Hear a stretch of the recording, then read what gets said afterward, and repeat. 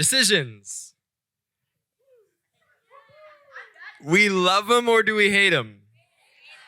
Oh, then this is going to be a perfect message for you all because we're going to be talking about decisions. So I need one lovely individual to come up here. One lovely individual. Okay. Let's see. I don't know. I don't know if we have enough people that are willing to want to join. Oh, we got somebody that really wants you to come up. We got some excitement. Okay. It was your birthday yesterday? Okay. Let's do Carter. All right.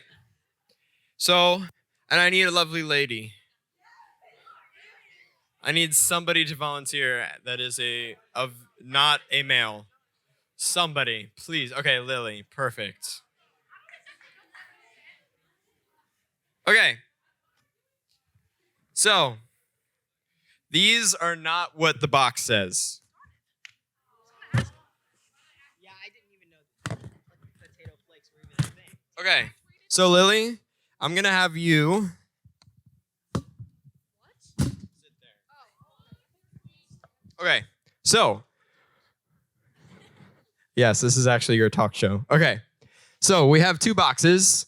Basically, they're not dehydrated potato flakes, but it was the only boxes I could find. Don't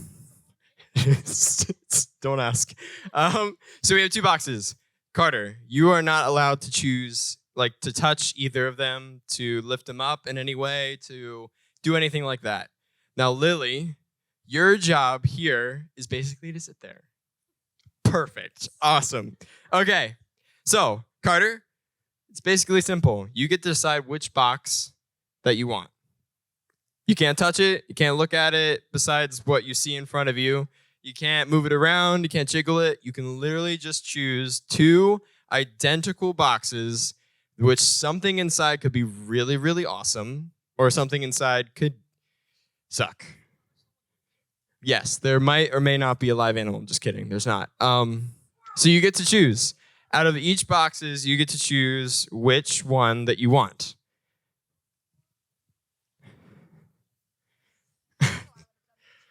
So you can't touch it. So you want this one. Do you really want this one? Are you 100% positive that this box is the one that you want? Because this box could be a box that could be way more cooler, way more better, way just overall just the best box in the entire world. But you chose this one. You sure you want this one? Without a doubt, I will leave this. You'll leave this place and you'll be like, I'm happy with this box. We get to take them home. You get to keep whatever's in here. But are you sure that this is the box that you want? There are two boxes. This box could literally have a PS5 in it. But you chose this box. You chose this box. Are you sure? You final with this answer? You can phone a friend. You can reach out. Shout it out. Shout out. Which box do you think you should choose? Do you think these guys here will know better than you?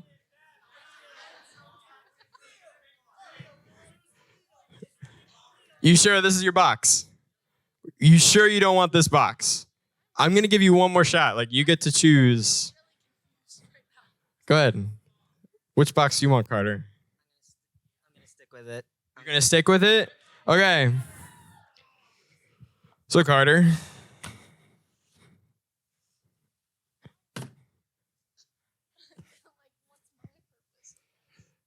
Lily, you get to open up the box. Am I allowed to get up from Yeah. the seat? Just open it. Okay, I'm getting there. All right. But after you're done opening up that box. Guys, this is really hard. Don't do it towards you. I got it. Wait, yeah. What? So open that one and then also open this one. You can't look at it yet. Wait, which one did he pick? I'm not going to tell you. All right. So, Carter, look at the screen that says decisions because you have to think about the decision that you just made. All right. So, audience, no reaction, silence. Okay. Can we agree to that? Silence. Okay. Lily, show them his box. You gotta show it to him. Oh, sorry, no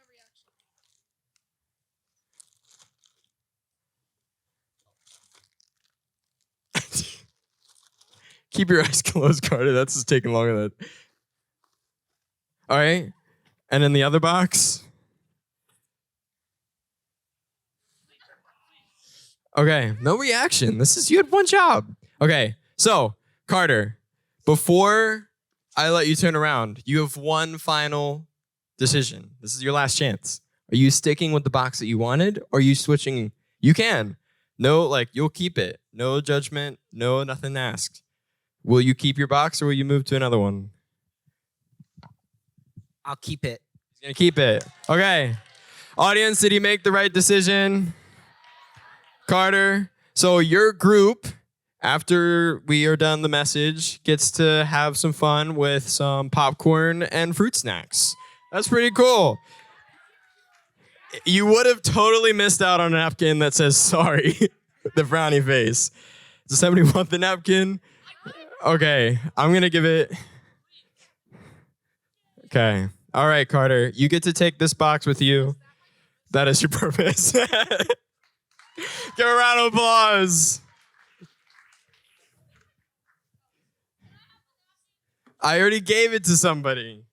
Who knew that we would want napkins? All right, if you want the box, talk to me afterwards, okay? All right. So, just like Carter had to make a decision, we make them all the time. I mean, you guys literally made decisions while we were doing that game. So sometimes we don't even think about the decisions that we make. It doesn't even take a second thought. Hardly a minute goes by before we make our next decision. Whether it's something as simple as I'm gonna wear these shoes. I mean, it might be more difficult for you if you're something like me. I like to have a little bit more of a matching scheme going. Or it could be more complex, like choosing what college to go to, what friends to hang out with, or even whose side to take in an argument. So decisions are very versatile. They can be very simple or they can be very complex. So every day we end up making hundreds, if not thousands, of decisions.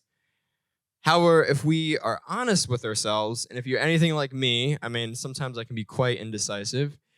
How many times do we wonder if we made the right decision?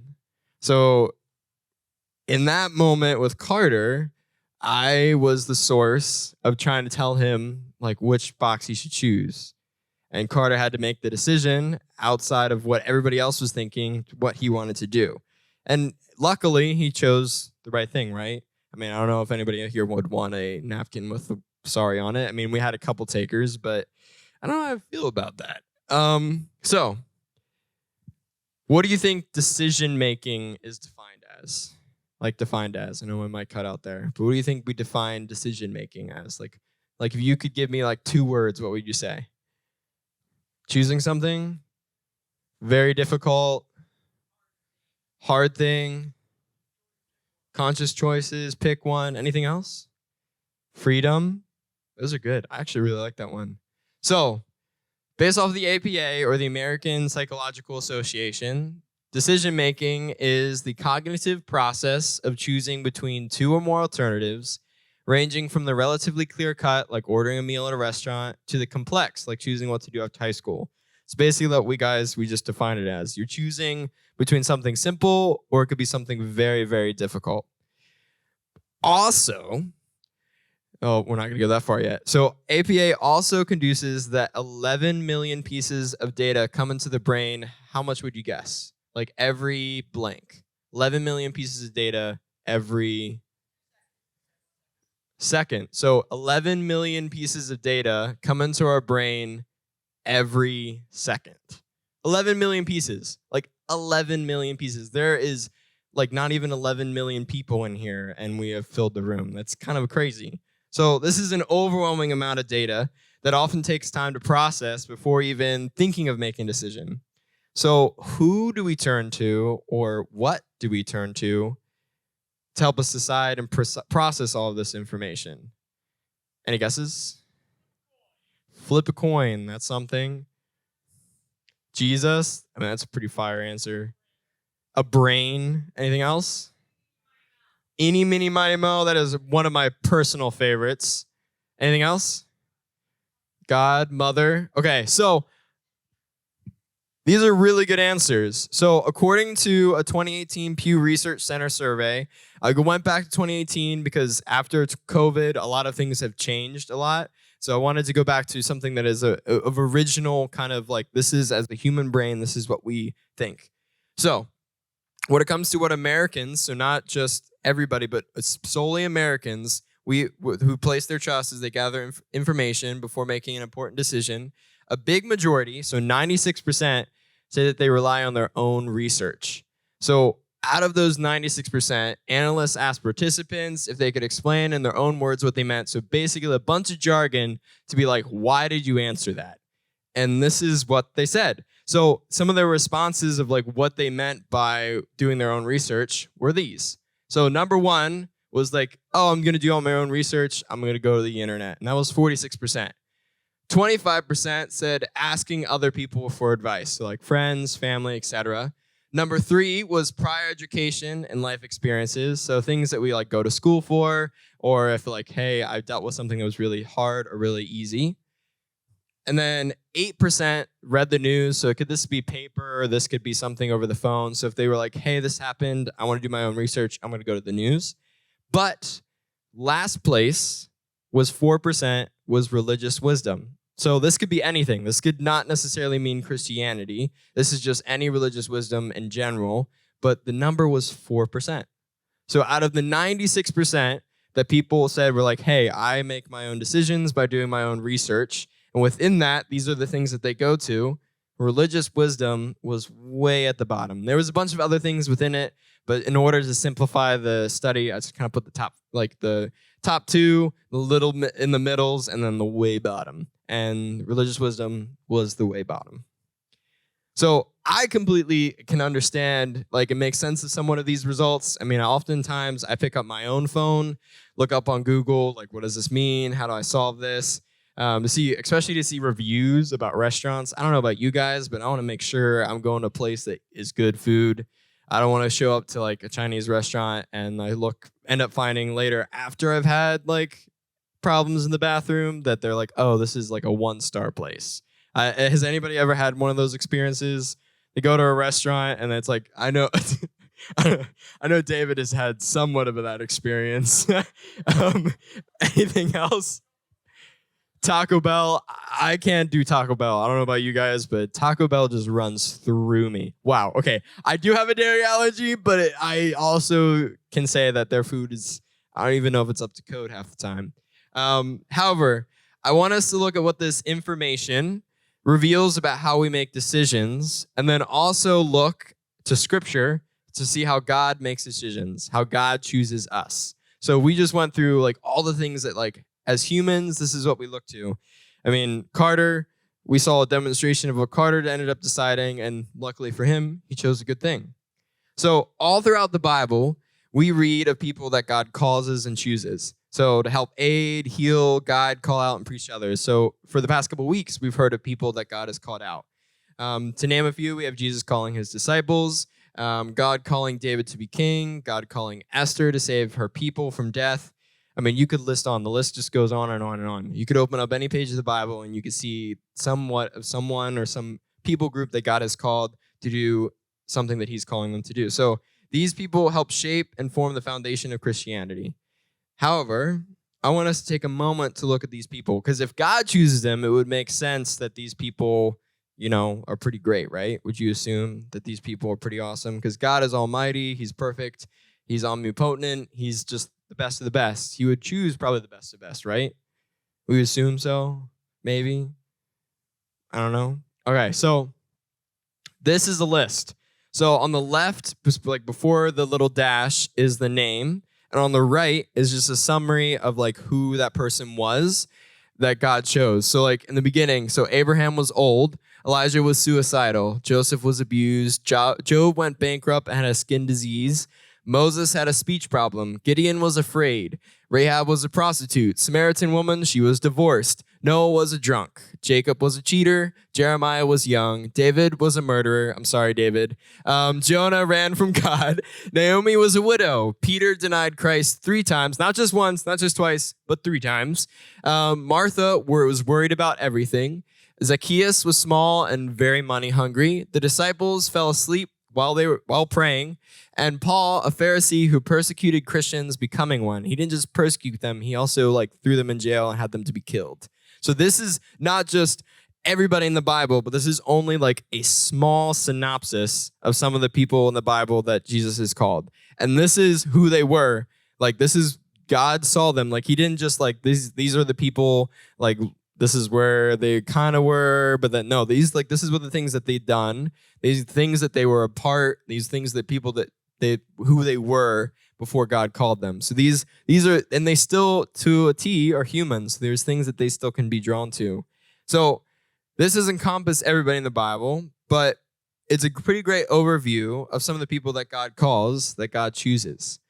Unlike us and the process it takes to make a decision and the doubts that may arise from it, God chooses, according to Romans 9:11, God chooses people according to his purposes. He calls people, but not according to their good or bad works. So we see here, this is a list of a lot of just crazy stuff, things that people did, things that people believed that they were, and yet God chooses people according to his purposes. He calls people not according to their good or bad works. This kind of making some sense? So we can go even further. So 2 Timothy 1:9 states that, "For God saved us and called us to live a holy life. He did this not because we deserved it, but because that was his plan from the beginning of time to show us grace through Christ Jesus." And if you don't believe Timothy, I got another verse for you. So we know that God causes everything to work together for the good of those who love God and are called according to his purpose. And then you are. So we just saw an entire list of individuals that have had tough pasts, believed things about themselves.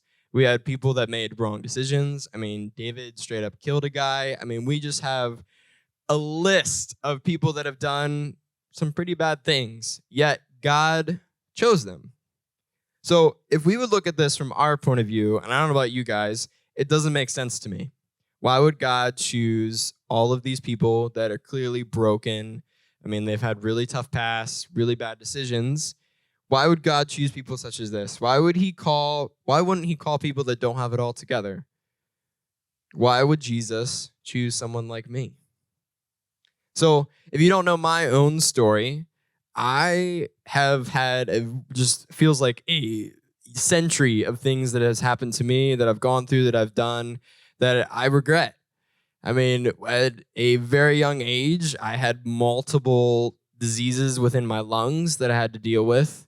And all throughout middle school, I couldn't breathe that well without having treatments. I really couldn't run. I really couldn't do much outside of that.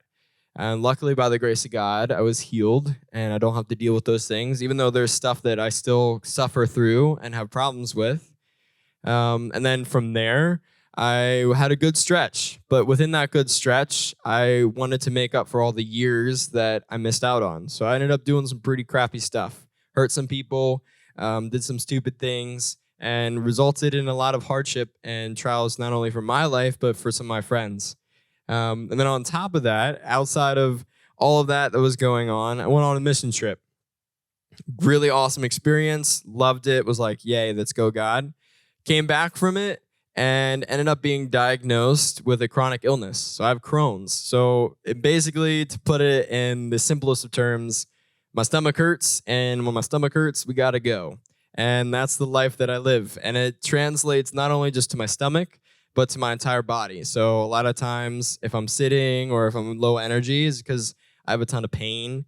I have a ton of headaches, migraines, can't really see or speak all that well. It's because I'm in pain. And that's a diagnosis that I've had to deal with. That was like a thorn in my flesh. And rather than kind of hitting it head on, okay, Jesus got me, I went the other route. So I went to looking at different things on the internet, such as pornography, I ended up going to turn to different drugs, different things like that to kind of help and assist my own life, to kind of self-medicate some of the things that I was dealing with.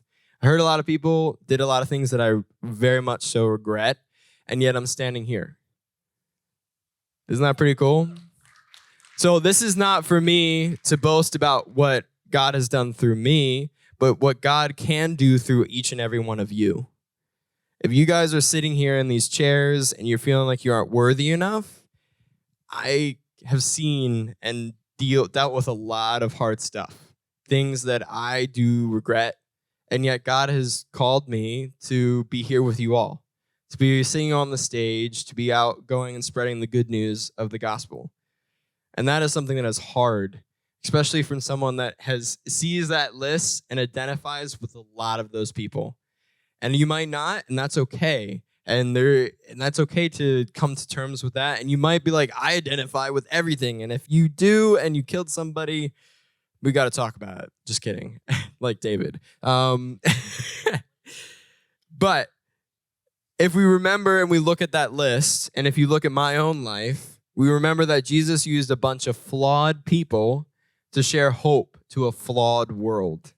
If you look to your left and you look to your right, there's some things that you probably don't know about that individual, or things that you probably do. And there's some stuff that might upset you and stuff that might not. But at the end of the day, nobody here is perfect. I'm not perfect. Like, Jess isn't perfect. Austin is imperfect. Anya is imperfect. The pastors of this church aren't perfect. And yet God has called us to serve a flawed world. I think that's pretty cool. So no matter what you've been through in life, remember that the same power that conquered the grave lives within you. So I know it can be hard to hear all these things and be like, I don't know where to go with all this information. So I'm going to give you a slightly pretty easy practical step that if you're like, okay, I've heard all these things. I've heard what God has done in these people's lives and in my life and Gavin's life. How can I take that and turn that into my own? So here at Fusion and at Transit, we have opportunities for you all. This doesn't just stop at standing, worshiping on the team, or serving in hospitality, or being one of the crazy people that make up games. It can be anything. So I want you all to first, though, to take some acknowledgement of some of the students here that already also serve. So if you serve in this area, I would like you to stand. I know it's embarrassing, but just have some confidence in it. So if you serve in hospitality on Sunday mornings, please stand. If you are singing or playing an instrument on the worship team, please stand. If you are helping serve on the welcome team, please stand, or the tech team, or in Kid Life, or if you've been to any mission trip ever that Fusion has offered, please stand. So I want everybody to look at who is standing. I want also everybody to acknowledge where that they are. This is an important thing. So these are people that have gone through different experiences, gone through different service opportunities. I just want to give a round of applause for those that are standing. Now you guys may sit. So if you remain seating, or if you were a little too anxious to stand up, I want to not have done this to shame or to feel any guilt. Because at the end of the day, serving is an extension of our own hearts in the seasons that we are in. It is not something that we can take pride in, because God has done something through us that has called us to serve. But if we're standing or if we're sitting there and we're like, I have no idea what I'm supposed to do, that's okay. I'm not here to shame or to make you feel guilty, because at the end of the day, serving is not necessarily something that you are required to do, but it's something that you are called to do. There is an encouragement there. Jesus isn't like, all right, Sammy, you didn't do any of this stuff. I'm sorry, man. No, he's like, Sammy, I see a man that is a beautiful creation, that is such a leader from the back, not necessarily up in the front, and I've called you to do amazing things. That's something that God calls and tells each and every one of you. He sees the things that you hold on to that are flaws and says, no, I want to make you my own child. I want to use that for my glory. So if you're sitting here or standing, or if you just came in, and this is your first time at Fusion, serving not necessarily has to be like, okay, I need to get up and do it right away. I want you guys to think about it, to process it, to let your hearts mule on it, because it's important. It's an important thing. But I want to throw out another disclaimer. Serving doesn't always have to be at the church. I know that might be crazy and it might blow your brains, but serving doesn't have to always be at the church. We have people here that serve and run Fusion. You got your small group leaders. We even had students that we saw here that helped. But serving doesn't just stop at the church or necessarily even start. Serving is a heart posture. It's something that we do on the day-to-day. God was a servant. He helped people. Jesus came down to serve people. And Jesus started out in carpentry. I mean, if you are in the trade or if you want to do cosmetology, like, you don't necessarily have to be here in the church to serve. Serving crosses all over the world.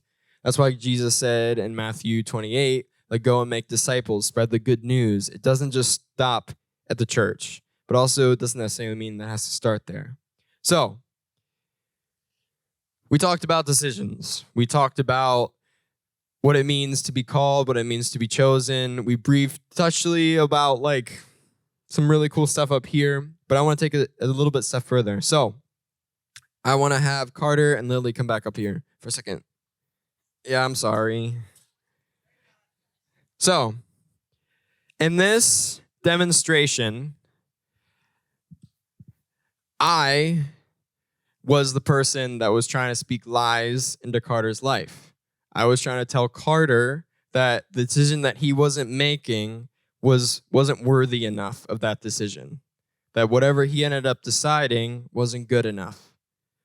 Lily was the person that was kind of just a watchful observer, watching what Carter was doing, just ended up deciding, and then seeing what I was doing to Carter.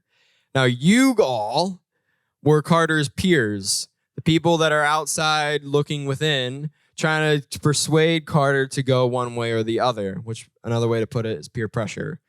So, God, in all of this, in this little picture who's up here, he's the one that's saying, Carter, I have chosen you to be confident in the decisions that you make and the calling that you have put forth.